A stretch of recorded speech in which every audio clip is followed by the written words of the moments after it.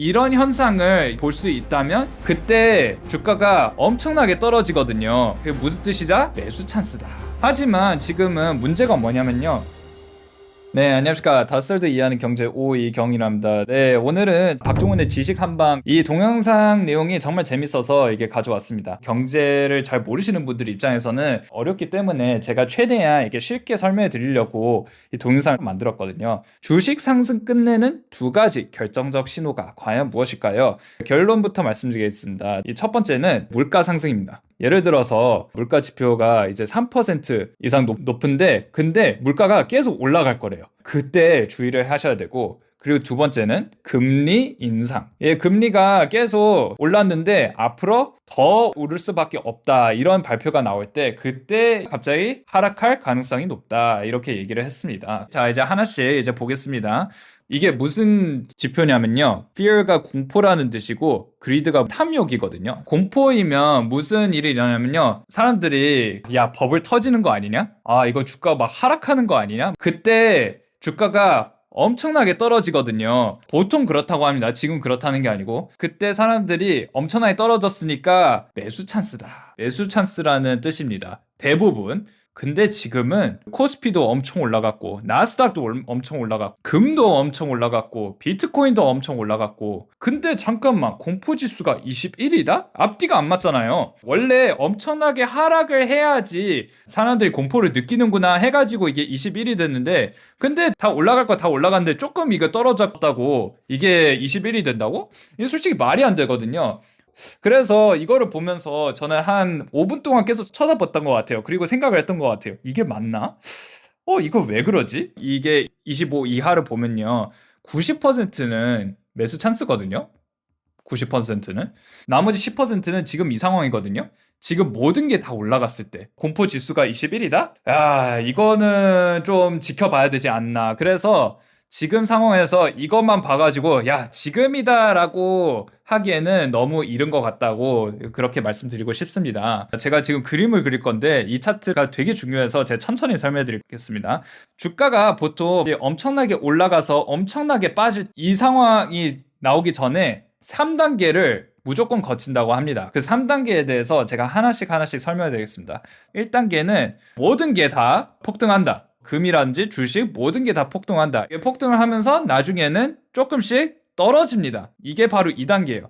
조금 조정이 돼요. 1999년 닷컴 버블 때는 이때 나스닥 지수가 85% 상승을 했었거든요. 근데 이제 2단계 조정 때는 10%에서 20% 하락했대였습니다. 이거 조금 떨어졌는데 별거 아닌데? 라고 할 수 있는데 사실 여기서부터 시작입니다. 여기서부터 시작이고요. 3단계는 이렇게 또 올라갑니다. 근데 모든 게 올라가는 게 아닙니다. 5개에서 뭐 6개 종목만 올라가는 건데, 근데 그 5개, 6개만 올라갔는데도 불구하고 얼마나 올라가냐?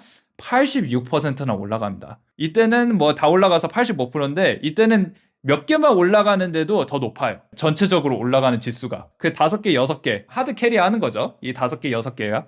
이제 3단계에서 무슨 일이 일어나냐면요, 이건 굉장히 슬픈 일인데요, 대부분 이때 우리 너무 늦은 거 아닌가? 지금 들어가야 되는 거 아닌가? 해가지고 이때 들어가는 사람들도 있습니다. 상당히 많습니다, 사실. 그런데 이거를 주의를 해야 됩니다. 왜냐하면 3단계 끝나고 무슨 일이 일어나면 4단계, 바로 이 하락이거든요. 4단계 Everything crash, 모든 게 다 폭락한다. 이게 항상 있었대요. 이제 그래서 2000년 닷컴 버블 붕괴 때는 이게 어디까지 내려갔냐면 78%나 내려갔다고 합니다. 그래서 여러분들 그렇게 생각할 수 있죠. 86% 올라갔고 78% 떨어졌으면 그래도 뭐 나쁘지 않네 라고 할 수도 있는데, 근데 사실 86% 올라간 거는 2배나 올라간 거고 78% 떨어진 건 무슨 뜻이냐면 내가 가지고 있는 재산이 5분의 1로 이제 박살이 났다는 뜻이거든요. 그래서 그 닷컴 버블 때는 무슨 일이 있었냐면 시스코라는 회사가 있었고 마이크로소프트라는 회사가, 이런 회사들만 갑자기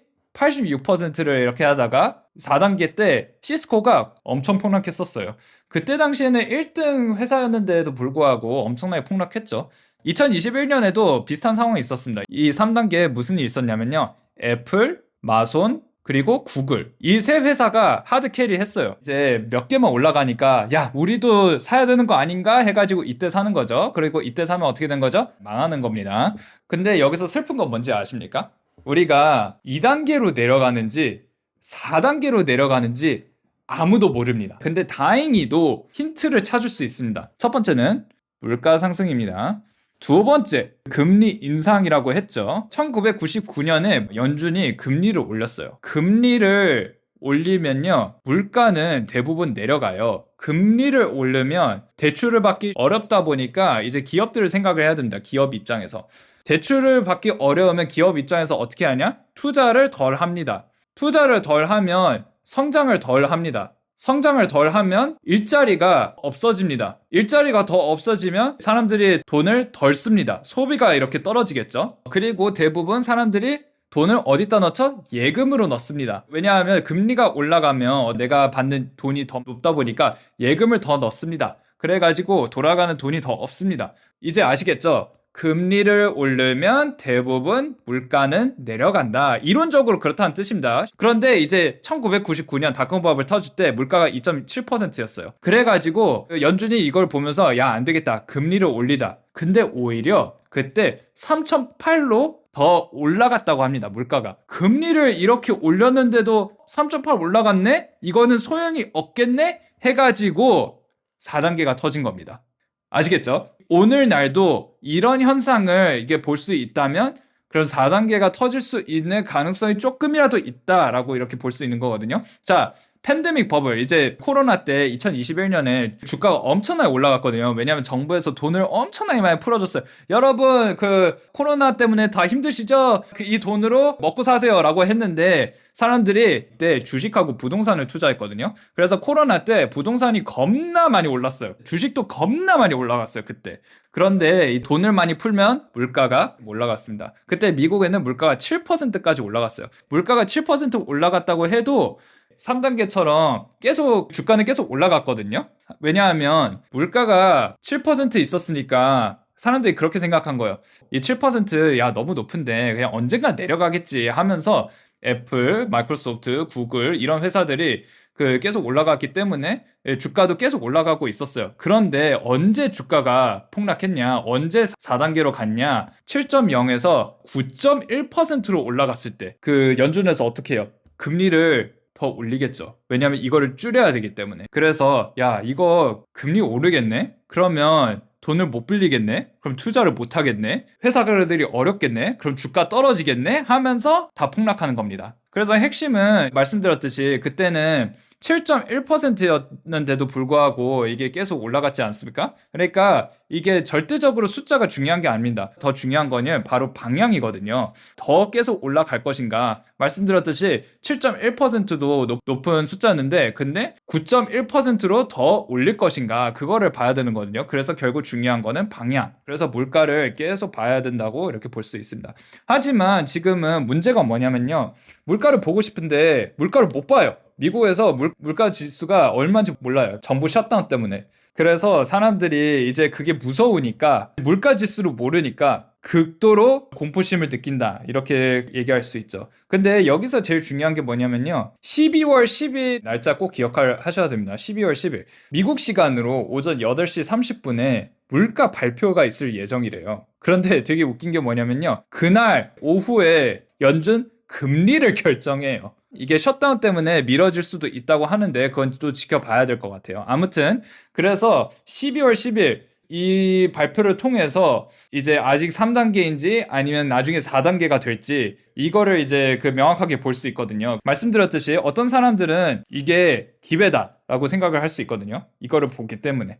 근데 제 생각에는 조심해야 될 것 같습니다. 그리고 박종훈 기자님이 뭐라고 말씀하셨냐면요. 안전자산은 어느 정도는 갖고 있어야 된다라고 하거든요. 결론부터 말씀드리자면 그냥 달러가 안전자산인 것 같아요. 결국에는 2000년 닷컴 버블 때는 그때는 안전자산이 뭐였냐? 장기국채였대요. 장기국채. 왜냐하면 이거 설명하면 또 엄청나게 복잡해지는데 장기국채가 왜 그때 안정적이었냐면요.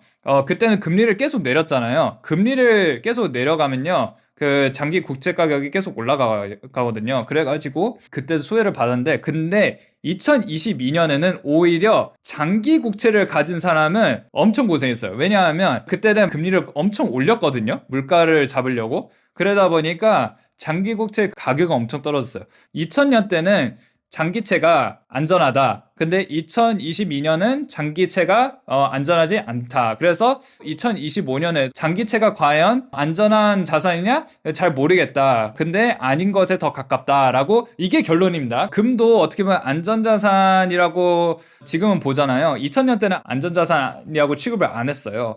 2022년에는 그 0.5% 올라갔으니까 뭐 이게 조금 그 안전자산이라고 취급을 했는데, 그 다음에 현재 안전자산이라고 취급을 하지만 근데 이때 과연 안전자산일까? 그거는 좀 의문이래요. 왜냐하면 이미 금 가격이 너무 올라갔기 때문에. 그래서 결국에는 말씀드렸듯이 달러 아니면 단기 국채라고 하는데, 솔직히 그 주식 초보자들이 단기 국채를 어떻게 삽니까? 그냥 달러를 사는 게 가장 좋지 않을까라는 생각이 드는데, 그러면 달러를 어떻게 사는 게 가장 좋냐? 제 전 동영상에도 말씀드렸지만 그냥 미국 주식 있지 않습니까? 미국 주식을 싸다고 생각할 때 그 조금씩 사면 저절로 달러가 모이거든요. 그래서 그게 제일 좋은 방법이라고 생각을 합니다. 일단은 한 가지 확실한 거는 이건 끝났어요. 왜냐하면 모든 게 다 이제 올라갔으니까. 그래서 지금 2단계일 수도 있고 3단계일 수도 있고 4단계가 있을 수도 있는데, 박종훈 기자님은 지금은 2단계라고 생각을 하시는 것 같은데, 이거를 어떻게 말씀하시냐면요, 지금 인프라에 그 투자를 하다 보니까 지금 조정이 조금 있는데, 그리고 3단계는 AI 소프트웨어, 마이크로소프트, 구글, 이 회사들이 이제 3단계를 이제 이끌고 갈 거다라고 했는데, 근데 전 진짜 잘 모르겠어요. 근데 한 가지 확실한 건요, 자산 배분은 되게 중요하다고 생각을 해요. 자산 배분, 달러를 50% 정도 가지는 게 되게 안정적이다라고 이렇게 생각을 할 수 있습니다. 지금은 원화 비중을 줄이는 게 가장 중요하지 않을까라는 생각이 듭니다. 왜냐하면 4단계가 되면요, 원화는 지금보다 훨씬 더 약해질 가능성이 더 높기 때문에. 그리고 조심해야 되는 거는 추격 매수. 남들이 매수한다고 해가지고 그냥 딱 매수한다고 하는 거를, 그거는 좀 기피를 해야 되지 않나라는 생각이 듭니다. 아무튼 그렇습니다. 그래서 언제 4단계 터지냐? 저도 몰라요. 일단은 말씀드렸듯이 물가, 금리, 이거를 계속 지켜봐야 될 것 같습니다. 네, 오늘도 시청해주셔서 감사드리고 구독, 좋아요, 알림 설정 부탁드리겠습니다. 감사합니다.